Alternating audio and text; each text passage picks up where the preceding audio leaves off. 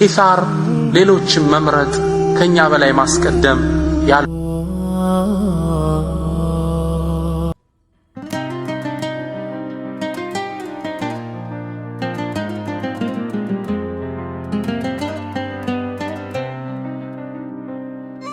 ሌላው አላህ Subhanahu Wa Ta'ala የማይመልሳቸው ዱዓዎችና ያለን አንደኛው ወላጅ በልጁ ላይ የሚያደርገው ዱዓ አይመለስም። ሁለተኛ የተበደለ ሰው የሚያደርገው ዱዓ አላህ አይመልሰውም። يقول النبي صلى الله عليه وسلم نبي من يالو 3 دعوات مستجابة لا شك فيهن ሶስት ዱዓዎች እኮ አላህ ይቀበላቸዋል ያለ ምንም ጥርጥር دعوة الوالد على ولده ወላጅ በልጁ ላይ የሚያደርገው ዱዓ አይመለስም።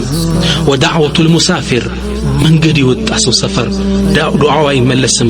ودعوة المظلوم የተበደለ ሰው ዱዓ ከእስልምና ውጭ ያለ ሰው እንኳን ቢሆን በድለው ዱዓ ካደረገ ቢደርሳል ካፊር እንኳን ቢሆን ይሰው ነብያችን ሰለላሁ ዐለይሂ ወሰለም ሌላ ሐዲሳቸው ላይ ምን ይላሉ? ዳዕወቱል መዝሉም ሙስተጃባ የተበደለ ሰው ዱዓ አላህ ይቀበለዋል። ወኢን ካነ ፋጅራን መጥፎ ሸረኛ ሰው እንኳን ቢሆን ሰው አራጅ ሰው ገዳይ እንኳን ቢሆን አላህ ይቀበለዋል። ፈፉጅሩሁ ዐላ ነፍሲ በደሉ በራሱ ላይ ተበድሎ ከሆነ አላህ ፍትሃዊ ነው ዱንያ ላይ ፍትህን ይሰጣል። የተበደለው ሰው ዱዓ አይመለስም። የቀድሞውን ሴትዮ ታሪክ አይተናል። ያ ባለ ስልጣን እንዴት ብሎ እንደተቆጣቆጠ لا تظلمن اذا ما كنت مقتدرا فالظلم اخره ياتي بالندم نامت عينك والمظلوم منتبه يتو عليك وعين الله لم تنم انت سوم بدله የሰላም እንቅልፍ ትተኛለህ። የተበደለ ሰው ሌሊትኩም አላህን ያናግራል። አላህ ደግሞ መልስ ስለዚህ ዱዓ ይሰጣል።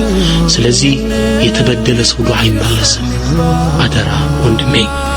ሌላው አላህ ከሚቀበላቸው ዱዓዎች ውስጥ ዱዓኡል ሙስሊም ለአኺሂ بظهر الغيب ለወንድምህ በሩቅ የምታደርገው ዱዓ። እኔ እዚህ ሆኜ ጎንደር ላለ ሰው ማደርገው ዱዓ አሜሪካ ላለ ሰው ማደርገው አይመለስም። روى مسلم في صحيحه من حديث أبي الدرداء بسلالفت حديث رضي الله عنه نبي من قال أن رسول الله صلى الله عليه وسلم قال نبي من قالوا دعوة المرء المسلم لأخيه بظهر الغيب مستجابة አንድ ወንድም ለአንድ ወንድሙ በሩቅ የሚያደርገው ዱዓ አይመለስም። عند رأسه ملك موكل ራሱ ላይ አላህ ያስቀመጠው መላእክት አለ። كلما دعا لأخيه ለወንድሙ በጥሩ ነገር بخير በጥሩ ነገር ዱዓ ሲያደርግ قال الملك الموكل له ይሄ መላእክት ምን ይላል? آمين ولك بمثل آمين ለአንተም አላህ ያደርግልህ ይለዋል። በአንድ ድንጋይ ሁለት ወፍ ማለት ይሄ ነው። ሱብሃንአላህ አንተ ለወንድምህ ዱዓ አስታርግ ለአንተ ማለት መላእክቱ ለአንተ ዱዓ ያደርጋል ለወንድምህ የሚያጥር ይደርሰዋል። ኢዘን በዱዓ ላይ ለሌሎች ወንድሞቻችን በሩቅ በማድረግ ላይ መበራታት አለብን። ኢያኩም አን ተድዑ ዐላ ወለዲኩም እኔ እናት አባቶችን አደራ ምለው ልጆቻችሁ ሊያስከፋችሁ ይችላል። በእነሱ ላይ ዱዓ ከማድረግ ተጠንቀቁ። ዱዓችሁ ይቆርጣቸዋል። ልጆችም እናት አባት ተቆጥተው ዱዓ እንዳያደርጉባችሁ ተጠንቀቁ። ዱዓ እንዲያደርጉላችሁ خدماتቸው ተንከባከባቸው። يقول النبي صلى الله عليه وسلم ነብያችን صلى الله عليه وسلم حديث ላይ ምን ያሉ لا تدعوا على انفسكم በነፍሶቻችሁ ላይ ዱዓ አታድርጉ ولا تدعوا على اولادكم በልጆቻችሁም ላይ ዱዓ አታድርጉ አትርገሟቸው ولا تدعوا على اموالكم በንብረቶቻችሁም ላይ አታድርጉ لا توافقون من الله ساعة يسأل فيها عطاء فيستجيب لكم رواه مسلم አላህ እኮ ክፍት በር ያደረገው ያጋጥማችሁና እስቲጃባ አድርጉት ጉድ ትሆናላችሁ ይላሉ ነብዩ ሰለላሁ ዐለይሂ ወሰለም። አላህ ይቀበላል ያን ዱዓ እጅህም በእጅ ይሆንብሃል።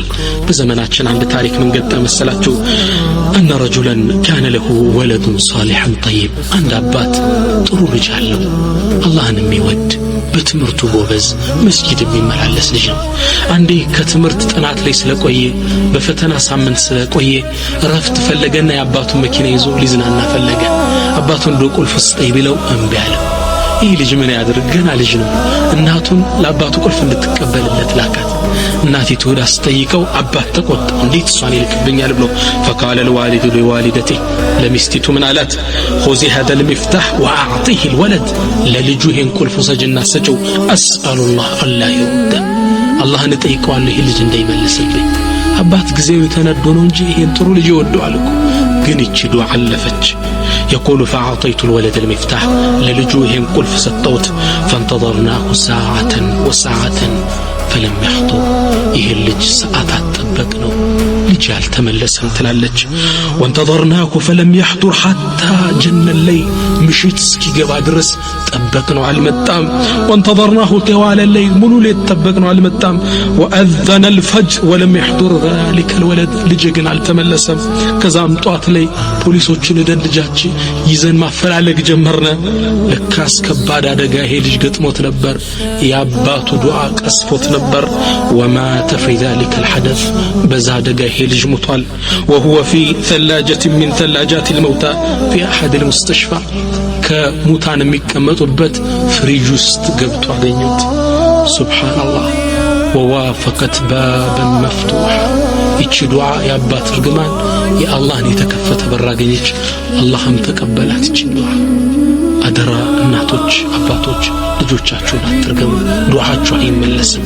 ልጆችም የነሱ እርግማን እንዳያርፍባችሁ ተጠንቀቁ። በል ተንከባከባቸው፣ እግራቸውን እጠብ። የነሱ ዱዓ ነው በዱንያም በአኺራም አንተን ውጤታማ የሚያደርገህ።